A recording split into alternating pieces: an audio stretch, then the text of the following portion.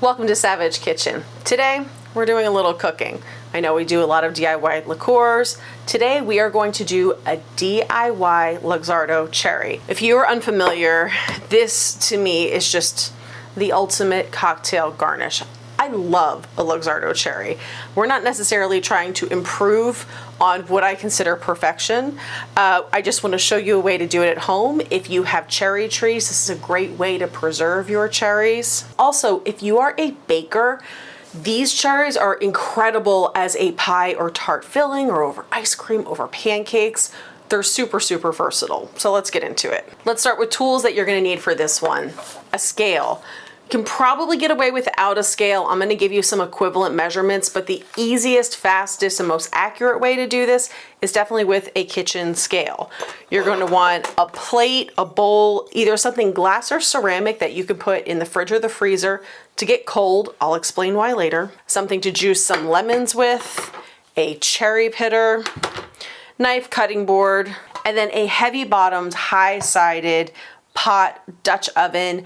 You don't want to do this in a saute pan because our cherries are going to boil up. So I'd rather see you use something bigger that's going to give things room to expand. And this is also going to sit on your stovetop for at least an hour. So nothing flimsy here, folks. And then finally, I want you to think about what you're going to put the cherries in when we're done. I'm using these small half-pint mason jars because I'm going to divide up what we're making and give them away because I've made a lot of cherries lately. I can't keep any more around, but you could also do one large container if you would like. Okay, let's talk ingredients. Cherries, duh. Now, I love a fresh cherry. That sounds terrible, I probably shouldn't say that. Oh my God. Get yourself cherries. We're using 2 pounds of cherries here. You want some fresh lemon juice, almond extract, and sugar. Optionally, if you want to add some citric acid, you can. If you don't have this, it's not necessary.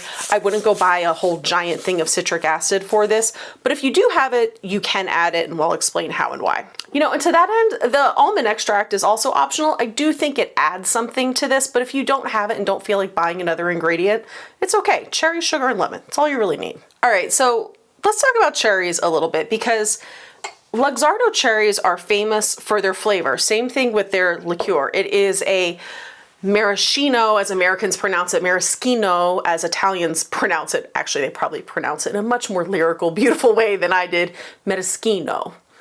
Duolingo really should be sponsoring me. Maraschino cherries are famously sour or tart. The cherries that we have available most often in the grocery store are sweet cherries. Now, no matter what we do, these aren't going to have the same exact flavor as the Marasca cherry that Luxardo uses. Also, you may have seen, like Trader Joe's has the Amarana, I forget how, it's the white jar with the blue writing by Fabi. Wow, I probably should have looked this stuff up before starting. Either way, those are also a sour cherry. Sour cherries are actually very hard to find and they have a very short season. Here in the US, they're most commonly found in the Midwest, Michigan. Sometimes you can find them frozen. You can use frozen cherries in this recipe. The texture at the end is going to be a little bit different, but depending on what you're using for, totally up to you. Personally, I love using fresh cherries. In this particular instance, I'm using Bing cherries because they are what is in season right now, and Costco had a lot of them. These are particularly firm. They are sweet, but they do have a nice bit of tartness to them. It's not pure sweetness, there's some complexity to them. If you can find sour cherries, great. And if you can't, just know that it's gonna taste a little bit different. But we're gonna be adding some acid into this to get us closer to that sour cherry flavor. The next thing to note about our cherries is I've already gone through the heavy labor of pitting these. I highly, highly, highly recommend getting yourself a device to pit cherries. Genuinely, pitting cherries is no fun. It's a lot of tedious labor, but the reward is worth it. So these cherry pitters work where it holds the cherry. You want to put where the stem was, where the post is going to push through, and just push. Now make sure that the pit actually came out. I have made these and found a pit before, which sucks. You could break a tooth that way. So it's worth taking your time and making sure the pit actually exits the cherry. Now at the end of this, we're left with a lot of cherry pits. I had the brilliant idea of, when testing this recipe, of seeing if I could extract some flavor from the pits. And no, it didn't work. I think it would take high pressure, a lot of alcohol, and a lot of time. So I don't recommend trying to do anything with these. I think you can just toss them, it's fine. Also, do not bite into them. It would take a lot, but technically cherry pits have cyanide in them. So be careful, maybe don't grind them up, don't try and do anything creative. You can just let the cherry pits go, or plant it.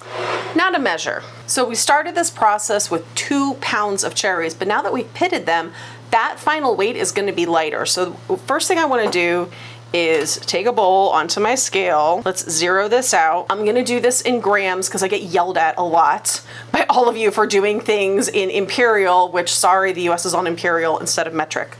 So let's do grams. Maybe we'll do both. So we went from 2 pounds down to 1 pound 12 ounces. That's actually a big difference that the pits made.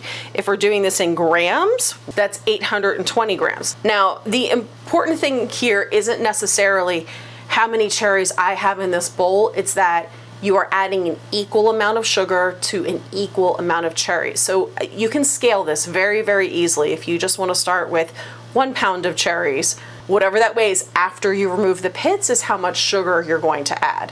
So in our case, we have 820 grams of cherries here, and I'm gonna add another 820 grams of sugar. And the easiest way to do that is to tear my scale so it reads 0, and we're just gonna go right into this bowl. So 1 cup of sugar is about 240 grams.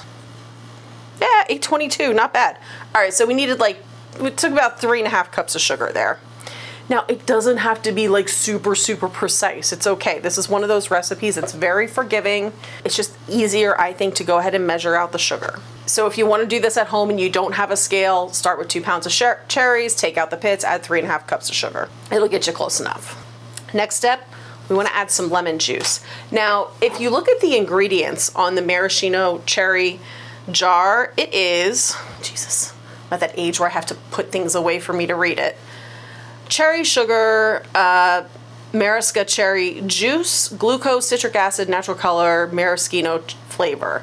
We're starting with sweeter cherries, adding sugar, so I want more acid. So instead of cherry juice, we're gonna use lemon juice. I've done this both ways. The lemon juice does add a nice bit of pucker to it. The cherry juice is fine, it is tart, but I personally think you need a little more acid than that, since we're not starting with sour cherries. If you're starting with sour cherries, you can just use cherry juice here. You could even use water if you wanted. Now, my goal here is to get about 1/2 cup of lemon juice. I'm gonna squeeze 3 lemons. Again, it doesn't need to be precise. We just wanna add a little bit of moisture and a little bit of acid. If we're going back to our metric system, that's about 100 milliliters of lemon juice. And again, if you add a little more, it is okay. That's just gonna add a little more tartness, which is fine. It's also gonna mean you have more moisture, which means that our cook time is gonna be a little bit longer. Now, a lot of the other recipes I've seen for how to do this, it's so interesting to me. They create a traditional syrup and then add the cherries to it. And that's actually not what Luxardo cherries are. Luxardo cherries are candied. And to candy a cherry, there's a couple different ways to do it. One is a blanching process where you first boil the cherries, and that actually draws out the water from the cherries, then you sort of re-inject them with the syrup. What we're gonna do is candy the cherries just with sugar, and what that does is it actually uses the moisture of the cherry to help liquefy the syrup. And this lemon juice is helping that process along too. Now I want to take a little almond extract. Fun fact, a lot of almond flavoring actually comes from cherry pits or apricot pits. So by adding almond extract, we're actually reinforcing some of the more complex cherry flavors that aren't just sweetness. So I'm adding a teaspoon of almond extract to our just shy of 2 pounds of cherries. If you want more acid, if you want these to taste more sour, this is where you can add citric acid. Citric acid, if you're trying to get roughly the acidity of 1 lemon, it's 1 teaspoon of citric acid. The benefit of adding citric acid is that you're not adding more moisture, which is a good thing. We don't want to, I could add another lemon in here, but then I'm adding more moisture, I'm changing the viscosity of the syrup, and things just get like a little wonky. And then we end up with all of those copycat recipes that actually are nothing like Luxardo cherries. So if this isn't sour enough for you, and it might not be depending on the type of cherry that you're using, I would suggest adding 1 to 2 teaspoons of citric acid. And let's just go for it. Now I'm gonna give these a gentle push around because I don't wanna beat the cherries up too much. We want them to retain their shape. So the way this process goes is the liquid sort of oozes out of them as they're heating up and it's macerating in the sugar.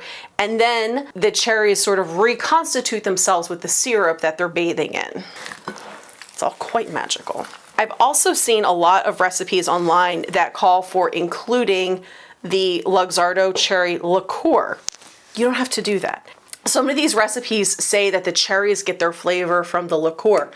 The liqueur gets its flavors from cherries. Does this make sense? Like, I get it, it's all very cyclical.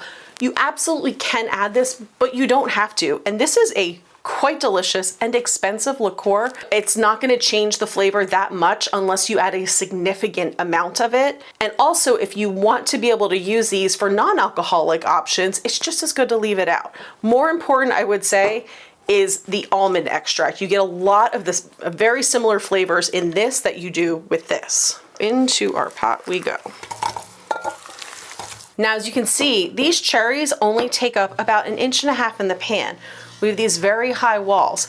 That's fine, we want that. There's actually gonna be a lot of liquid released here and it's gonna boil up and we want everything contained within these high walls. Onto the stove, we're gonna start at a medium heat, let all the liquid start, and then we're gonna reduce to a simmer.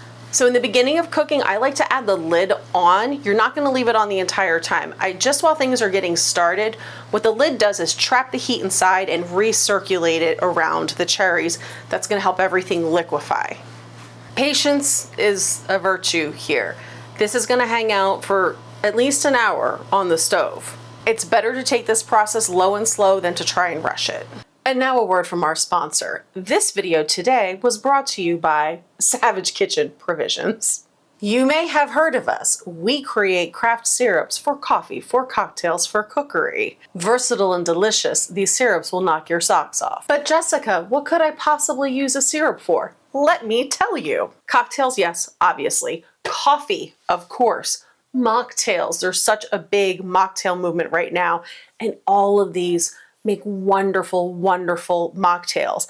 I even like to get creative, shocking, and do things like a vinaigrette with our grenadine, which is made with real pomegranate juice, by the way. Dirty sodas, sometimes just a spoonful of sugar to the face. There's no judgment. Much like the recipes you see me do here on the YouTube channel, Savidge Kitchen Provisions is all about high quality and big flavor. If you go to our website, you'll see that we have 15 flavors to choose from and a lot of recipes with ideas for you. Savidge Kitchen Provisions, link is below, check it out. Now back to our regularly scheduled programming. Now we're about halfway through our process here. Now you can see we're still at a simmer. Our liquid is looking a little bit darker. Our cherries are looking darker. They still have their same shape. They're a little bit wrinkly, but also the cherries that are in Luxardo cherries are also a little bit wrinkly.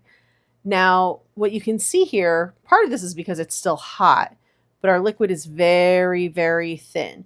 We're not quite there yet. We've got another half hour to go. 1 eternity later. Just for point of reference, we're at somewhere around 220 degrees. Yeah, 216, 217. In the center here, there we go, 221, 222. So even though this is a low, we're at a low simmer, it's still real hot. And we're just letting some of that liquid evaporate out. We're getting closer. 2,000 years later. This has been simmering on the stove for over an hour now. And we are close, if not there. So I'm gonna show you how to test this. I've just taken a little bit of the cherry syrup. And this is a ceramic plate that I had in the freezer. I'm just gonna dribble some of this on here. And what you're gonna do, take your finger and just swipe and see how quickly it runs back together. This actually isn't running back together hardly at all. We're good to go. If you're testing this on a room temperature plate, It's not going to work. You need the coldness of the plate to pull the temperature of the syrup down from the 220 degrees that it's currently sitting at to what is closer to a room temperature. Man, that's delicious.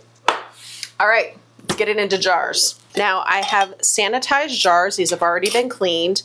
And I am putting the cherries in at a temperature that's above 195 degrees. What that's doing is giving us an added layer of protection to prevent bacteria from forming. Now, there's a lot that goes into this. I'm using very, very broad strokes, but the goal here is to fill your clean jar pretty much to the top with our hot substance and then seal it. So this is a form of canning. You can also fill these and then go through the typical canning steps where you would put this in a water bath for, I forget how long. There's like a million YouTube videos on how to do that. But all of these things are to inhibit any sort of bacterial growth. Now, one of the things that we did not do in this recipe is add spices. The reason I didn't do that is because the original Luxardo recipe doesn't include any spices. But if you wanted to add a cinnamon stick to this, you could, a vanilla bean, some star anise, cardamom, truly whatever you like. You can zhuzh this up in a myriad of ways. Okay, lids on. Yes, this is a little hot. No, I have no feeling left in my hands from years of making syrup. Highly recommend using some sort of pot holder. All right, moment of truth. Let's taste some cherries. Now, like I said, we're not trying to improve upon perfection here. I genuinely love the Luxardo brand. They also have a very interesting history. They started in what was formerly the Ottoman Empire, been around since the early 1800s, since the 1820s. Delicious. It is cherry, it is sweet, it is tart, it is complex. Very, very good. Let's taste our homemade batch. Now this is a batch I made last weekend because this, what we just made, is not ready yet. It needs to cool down. Cooling is actually part of the process. When it's still too hot, that syrup is too thin, and the cherries need time to cool down and sort of come back to themselves. They solidify a little bit more. So these cherries were made last weekend, and let's give this a taste. It's interesting, my syrup is actually a little bit thicker than the Luxardo syrup on this batch because I let it sit on the stove a little too long. Also, really good. The only difference I would say is that this is a touch sweeter because I'm using sweet cherries and not sour cherries. But the lemon juice, using lemon juice as our liquid really does amplify the sour flavors. And I would say syrup to syrup is about the same. The flavor difference is quite literally in the cherry itself. Texture-wise too, these cherries are very similar to the Luxardo cherries. A lot of the recipes, the dupe recipes that you see online, the cherries maintain the original texture of cherry. There's nothing wrong with that. It's just not a candied cherry. It's also not a Luxardo cherry. All right, let's talk about storage, shelf stability, all of that. If you are storing this in a cool, dry place, you should be fine. They don't really need to be refrigerated. The sugar content in this is so high, it really inhibits microbial movement, growth, etc. If you want to be safe, keep it in the fridge. By keeping it in the fridge though, be aware that this lovely syrup is going to harden up a little bit. So if you're going to use it, just take it out of the fridge like a half hour before you plan to use the syrup. Look how lovely that syrup is though. Very nice. This makes for excellent gifts if you're looking for a nice homemade gift for the holidays or just because. And also, like I said earlier, if you have a glut of cherries, if you happen to have a cherry tree and don't know what to do with all these cherries, this is an excellent way to preserve them and then use it on all manner of things. You could use it in your cocktails, you can use it over ice cream, pancakes. I actually last weekend made cherry pie with this as a filling. So thank you for sticking with me to the end of this video. If you have any questions, please leave them in the comments below. I love hearing from you guys. Let me know what other recipes you'd like to see, and until next time, cheers friends.